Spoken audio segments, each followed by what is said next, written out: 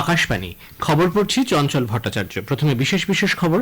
লোকসভা নির্বাচনের প্রথম দফা ভোটের জন্য প্রচার আজ বিকেলে শেষ হচ্ছে।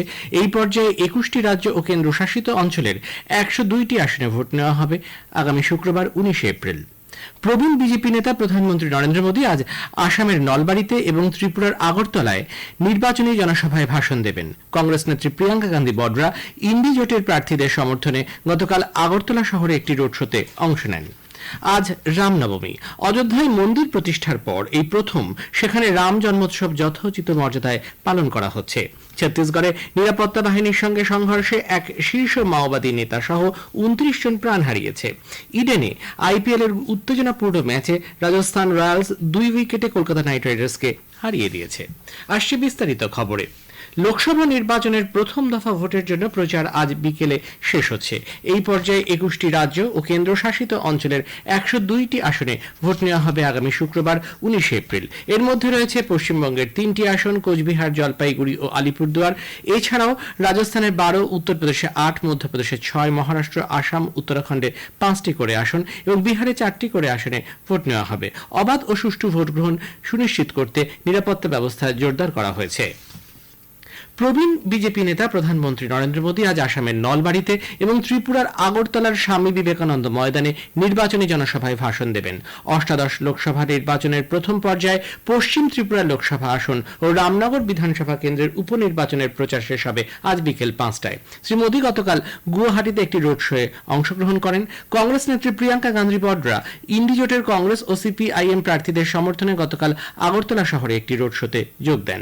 তৃণমূল কংগ্রেস নেত্রী মমতা ব্যানার্জি আজ দলীয় প্রার্থীর সমর্থনে আসামের শিলচরে নির্বাচনী প্রচারে অংশ নেবেন। এই রাজ্যে দল 4টি আসনে প্রতিদ্বন্দ্বিতা করবে। বিজেপির প্রবীণ নেতা প্রধানমন্ত্রী নরেন্দ্র মোদী গতকাল পশ্চিমবঙ্গের দক্ষিণ দিনাজপুরের বালুরঘাটের রেল ময়দানে বিজয় সংকল্প যাত্রায় দলীয় প্রার্থীর সমর্থনে জনসভা করেন। তিনি বলেন, পশ্চিমবঙ্গে তার সরকার আদিবাসীদের জন্য 8টি নতুন স্কুল তৈরির পাশাপাশি জনজাতি গৌরব দিবস উদযাপন করেছে। ভারতের রাষ্ট্রপতিও একজন আদিবাসী মহিলা বলে তিনি তার ভাষণে উল্লেখ করেন। পশ্চিমবঙ্গে শাসক তৃণমূল কংগ্রেস দলিত ও আদিবাসী মহিলাদের প্রতি বৈষম্যমূলক আচরণ করছে বলে তাঁর অভিযোগ। প্রধানমন্ত্রী বলেন, মোদির গ্যারান্টি হল দরিদ্র মানুষের উন্নয়নকে বাস্তবায়িত করার গ্যারান্টি। তৃণমূল কংগ্রেস নেত্রী মমতা ব্যানার্জি গতকাল জলপাইগুড়িতে ময়নাগুড়িতে দলীয় প্রার্থীর সমর্থনে জনসভা করেন। রাজ্যে কোনোভাবেই সংশোধিত নাগরিকত্ব আইন কার্যকর করতে দেবেন না, ফের একথা জানান তিনি। শিলিগুড়িতে এয়ারভিউ মোড় থেকে বাঘাযতীন পার্ক পর্যন্ত একটি রোড শোতেও তিনি যোগ দেন। তৃণমূল কংগ্রেস নেতা অভিষেক ব্যানার্জি গতকাল কোচবিহারে দলীয় প্রার্থীর সমর্থনে এক জনসভায় অংশ নেন। তিনি সেখানে বলেন, বিজেপি ক্ষমতায় গেলে লক্ষ্মীর ভাণ্ডার বন্ধ হয়ে যাবে। পশ্চিমবঙ্গের সংস্কৃতি বিজেপি বোঝে না বলে তিনি মন্তব্য করেন। বিজেপির সর্বভারতীয় সভাপতি জেপি নাড্ডা গতকাল তামিলনাড়ুর রামনাথপুরমে এক রোড শোতে অংশ নেন। তিনি বলেন, ভোটাররা দেশের উন্নয়নের কথা চিন্তা করে তাদের ভোটাধিকার প্রয়োগ করবেন। প্রধানমন্ত্রী নরেন্দ্র মোদীর নেতৃত্বাধীন ভারতীয় সরকার বিশ্বের দেশের মর্যাদাকে তুলে ধরেছে। প্রবীণ বিজেপি নেতা কেন্দ্রীয় স্বরাষ্ট্রমন্ত্রী অমিত শাহ গতকাল জম্মুর পালাউড়াতে জনসভা করেন। কংগ্রেস ন্যাশনাল কনফারেন্স ও পিডিপিকে দোষারোপ করে তিনি বলেছেন, এই দলগুলি সন্ত্রাসবাদকে উৎসাহিত করে তরুণ সম্প্রদায়ের হাতে বন্দুক তুলে দিয়েছে। কাশ্মীরিদের, বিশেষত যুব সম্প্রদায়ের প্রতি এই দলগুলিকে ভোট না দেওয়ার আর্জি জানান তিনি। শ্রী শাহ উত্তরাখণ্ডের গাড়োয়াল লোকসভা কেন্দ্রে কোটদ্বারে দলীয় প্রার্থীর সমর্থনে প্রচারে যোগ দেন। বিজেপি নেতা কেন্দ্রীয় মন্ত্রী অনুরাগ সিং ঠাকুর জম্মু কাশ্মীরে এক নির্বাচনী সভায় যোগ দেন। বিরোধীদের সমালোচনা করে তিনি বলেন, গত 70 বছরে তারা সাধারণ মানুষের জন্য আসলে কিছুই করেনি। কেরালার ওয়েনারে কংগ্রেস নেতা রাহুল গান্ধী নির্বাচনী প্রচারে যোগ দেন। বিজেপি লোকসভা নির্বাচনের জন্য তাদের দ্বাদশ প্রার্থী তালিকা প্রকাশ করেছে। 7 জনের এই তালিকায় রয়েছে পশ্চিমবঙ্গের ডায়মন্ড হারবার কেন্দ্রের প্রার্থীর নাম। ওই কেন্দ্রে অভিজিৎ দাস ওরফে ববি প্রতিদ্বন্দ্বিতা করবেন। 2009 এবং 2014 সালেও তিনি ওই আসনের প্রার্থী ছিলেন। এই নিয়ে পশ্চিমবঙ্গের 42টি আসনের সবকটিতেই বিজেপি প্রার্থী ঘোষণা করল। এদিকে ওড়িশা বিধানসভা নির্বাচনের জন্য 21 জন এবং তেলেঙ্গানা ও উত্তরপ্রদেশ বিধানসভা উপনির্বাচনের জন্য 5 জন প্রার্থীর নামের তালিকাও বিজেপি প্রকাশ করেছে। আম আদমি পার্টি পাঞ্জাবে লোকসভা নির্বাচনের জন্য 4 জন প্রার্থীর নাম ঘোষণা করেছে। লোকসভা নির্বাচনের জন্য কংগ্রেস ঝাড়খণ্ডের 3 প্রার্থীর আরও একটি তালিকা প্রকাশ করেছে। গোড্ডা আসনে দাঁড়িয়েছেন দীপিকা পান্ডে সিং, ছাত্রা কেন্দ্রে কৃষ্ণানন্দ ত্রিপাঠী এবং ধানবাদে অনুপমা সিংকে প্রার্থী করা হচ্ছে। লোকসভা নির্বাচনে আরো 11 জন প্রার্থীর নামের তালিকা প্রকাশ করেছে বিএসপি। বারাণসী কেন্দ্র থেকে প্রধানমন্ত্রী নরেন্দ্র মোদীর বিরুদ্ধে প্রার্থী করা হয়েছে আতাহার জামাল লারিকে। মৈনপুরী লোকসভা কেন্দ্রে দল প্রার্থী বদল করেছে। নতুন প্রার্থী হচ্ছেন শিবপ্রসাদ যাদব। এ খবর প্রচারিত হচ্ছে আকাশবাণী থেকে।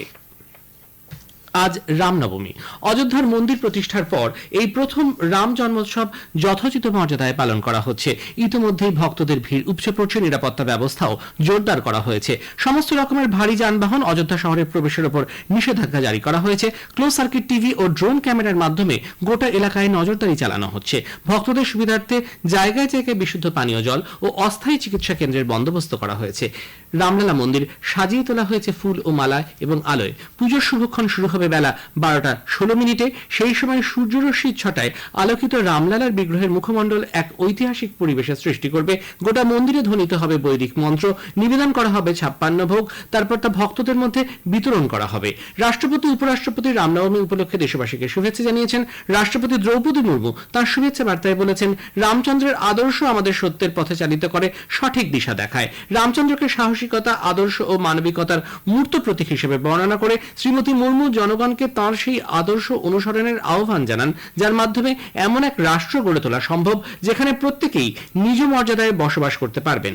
উপরাষ্ট্রপতি জগদীপ ধনকর তাঁর শুভেচ্ছা বার্তায় বলেছেন, বহু যুগ ধরে রামচন্দ্রের ন্যায়, নিষ্ঠা, সততা, অখণ্ডতা ও সহিষ্ণুতার আদর্শ আমাদের সঠিক পথে চালিত করেছে। এই পথেই চালিত হয়ে এক সমৃদ্ধ ও শক্তিশালী ভারত গড়ে তোলা সম্ভব হবে বলে তিনি দৃঢ় প্রত্যয় ব্যক্ত করেন। রামনবমীর দিন পশ্চিমবঙ্গে কোথাও যাতে কোনো অশান্তি না হয় তা সুনিশ্চিত করতে রাজ্যের মুখ্য সচিব ভগবতী প্রসাদ গোপালিকা গতকাল নবান্ন থেকে সব জেলা শাসকদের সঙ্গে ভার্চুয়াল বৈঠক করেন। এদিকে রামনবমী উদযাপনের ব্যাপারে এবার বাড়তি সতর্ক নির্বাচন কমিশন। অতীতে এই উৎসব পালনকে কেন্দ্র করে অশান্তির নিরিখে রাজ্যের বিভিন্ন জায়গাকে অতি স্পর্শকাতর এলাকা হিসেবে চিহ্নিত করেছে কমিশন। ছত্তিশগড়ের কাঁকের জেলায় নিরাপত্তা বাহিনীর সঙ্গে সংঘর্ষে এক শীর্ষ নেতা সহ 29 জন মাওবাদী মারা পড়েছে। বিএসএফ এবং জেলা সংরক্ষিত বাহিনীর যৌথ অভিযানে নিহত মাওবাদী নেতা শঙ্কর রাওয়ের মাথার দাম ছিল 25 লক্ষ টাকা। উদ্ধার হয়েছে AK-47 ও INSAS rifle, light machine gun সহ বহু অস্ত্রশস্ত্র ও গুলি বারুদ। মাওবাদীদের সঙ্গে যৌথ বাহিনীর গুলির লড়াই শুরু হয়। আহত হন 3 নিরাপত্তা কর্মীও। ইরানের পারমাণবিক কেন্দ্রগুলির ওপর ইসরায়েলের সম্ভাব্য হামলার আশঙ্কায় আন্তর্জাতিক পরমাণু শক্তি সংস্থা IAEA উদ্বেগ প্রকাশ করেছে। সংস্থার মহানির্দেশক রাফায়েল গ্রোসি চূড়ান্ত সংযম বজায় রাখার জন্য সব পক্ষের কাছে আবেদন জানিয়েছেন। তিনি জানিয়েছেন, সপ্তাহের শেষে ইসরায়েলের ওপর ব্যাপক ড্রোন এবং ক্ষেপণাস্ত্র হামলা চালানোর পর ইরান নিরাপত্তার কথা বিবেচনা করে তাদের পারমাণবিক কেন্দ্রগুলিকে সাময়িকভাবে বন্ধ রেখেছে। ইরান ইসরায়েলের সংঘাতের আবহেই এক হেজবোল্লাহ কমান্ডার ইসরায়েলি বিমান হানায় নিহত হয়েছে বলে দাবি করেছে ইসরায়েলি প্রতিরক্ষা বাহিনী IDF।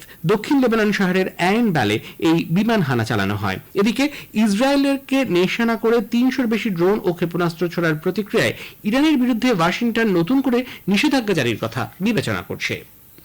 ইউপিএসসি 2023 সালে সিভিল সার্ভিস পরীক্ষার ফল প্রকাশ করেছে। প্রথম স্থান অধিকার করেছেন আদিত্য শ্রীবাস্তব। তিনি IIT কানপুর থেকে ইলেকট্রিক্যাল ইঞ্জিনিয়ারিং এর স্নাতক। অনিমেষ প্রধান দ্বিতীয় ও ডনুরু অনন্যা রেড্ডি তৃতীয় হয়েছেন। প্রধানমন্ত্রী নরেন্দ্র মোদী সফল পরীক্ষার্থীদের অভিনন্দন জানিয়েছেন।